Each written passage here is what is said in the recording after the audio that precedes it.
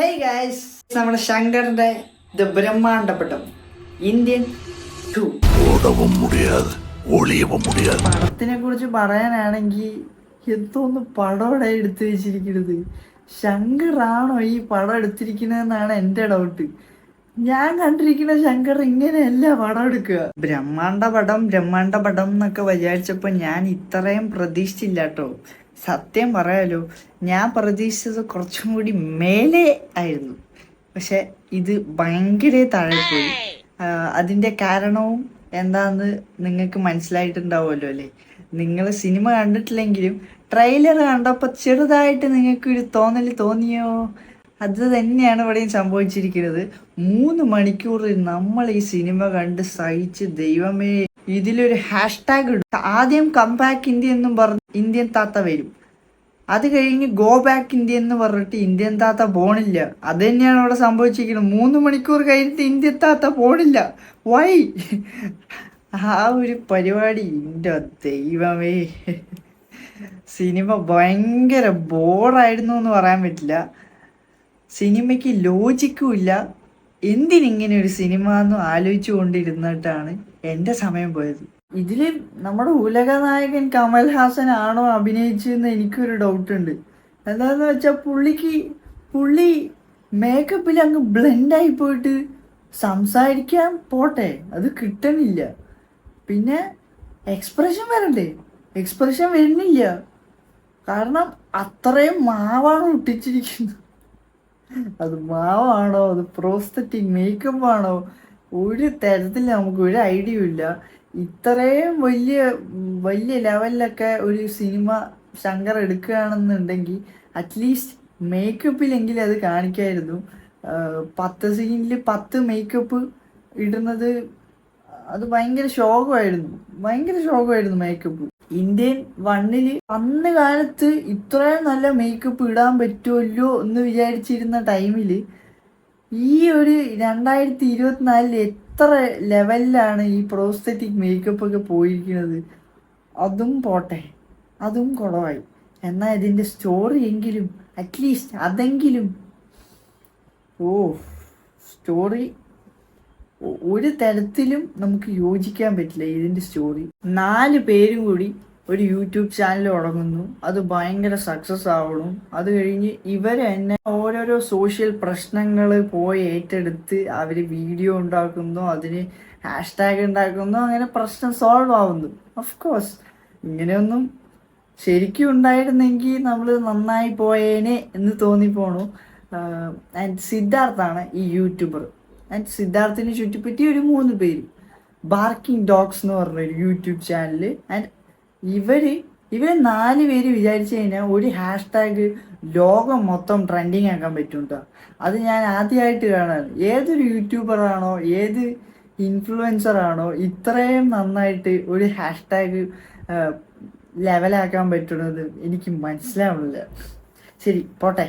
4 social influencers വെച്ചിട്ട് come back India എന്ന് പറഞ്ഞിട്ട് ഒരു ട്വീറ്റ് ഇടുന്നു, അല്ലെങ്കിൽ എക്സിൽ ട്വീറ്റ് ഇടുന്നു. അവിടെ നിന്ന് അങ്ങ് പടം എങ്ങോട്ടോ പോയി. കമൽ ഹാസൻ എങ്കെ, അതായത് ഇന്ത്യൻ താത്ത എങ്കെ, ഇപ്പൊ ജീവനോടെ ഉണ്ടോ ഇല്ലയോ, എങ്കയോ ഇരിക്കാറ്, അതാണ് സിദ്ധാർത്ഥ് പറയുന്നത്. ട്രെയിലറിലും അതുണ്ട്. പിന്നെ നമ്മൾ നോക്കണോ, അണ്ണൻ ചൈനയാ വേറെ ഏതോ ഒരു സ്ഥലത്ത്. പ്രണവ് മോഹൻലാൽ വർഷങ്ങൾക്ക് ശേഷത്തിൽ ഇട്ട അതേ വിഗു എടുത്തിട്ട് അണ്ണൻ അവിടെ നിൽക്കുന്നു. നമ്മുടെ വിജയ് മല്യനെ പിടിക്കാൻ വേണ്ടി അണ്ണൻ അവിടെ എൻട്രി സീനാണ്. എൻട്രി പഞ്ച് എന്ന് പറഞ്ഞാൽ ഇതാണ് പഞ്ച്. ഒരു പഞ്ചും ഇല്ല കേട്ടോ. എൻട്രി പഞ്ചിന് പോലും ആരും കൈയടിക്കുന്നില്ല, ഒരു വിസില് പോലും ഞാൻ കേട്ടില്ല.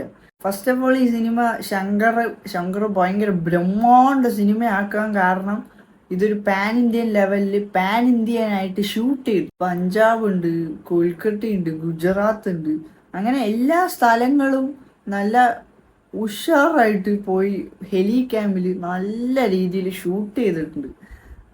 അത് വെച്ച് തുടങ്ങുമ്പോൾ പടം വേറെ ലെവലായിരിക്കും, ടഫ് സാധനമായിരിക്കും എന്നൊക്കെ പറഞ്ഞിട്ടിരുന്ന കണ്ടന്റ് ഇല്ലാത്തൊരു കുറവ് വന്നു കഴിഞ്ഞാൽ പിന്നെ ഭയങ്കര ശോകമായിരിക്കും.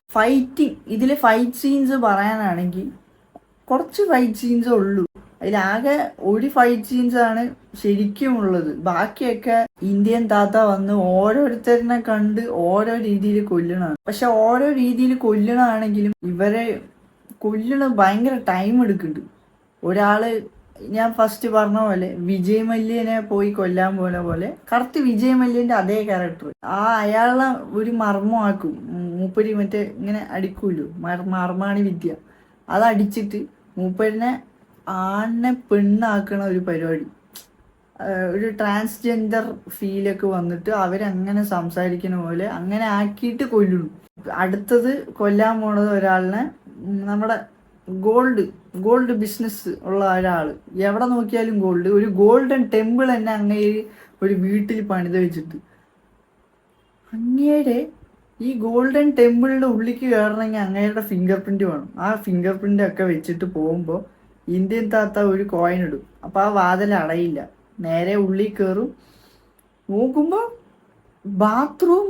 ബാത്റൂം ടോയ്ലറ്റ് വരെ ഗോൾഡിലായിരിക്കും പണിതുണ്ടാവുക. ടോയ്ലറ്റ് പോണത് വരെ ഗോൾഡിലാണ് എന്ന് കാണിക്കാൻ വേണ്ടിയാണ് ആ സീൻ. Okay, that's okay. എന്നാ കൊല്ലണതൊന്ന് വാങ്ങുന്നൂടെ? ഇത് മർമാണി വിദ്യയും കാണിച്ച് അത് ട്വിസ്റ്റോട് ട്വിസ്റ്റ്, പുതിയൊരു മർമ്മം.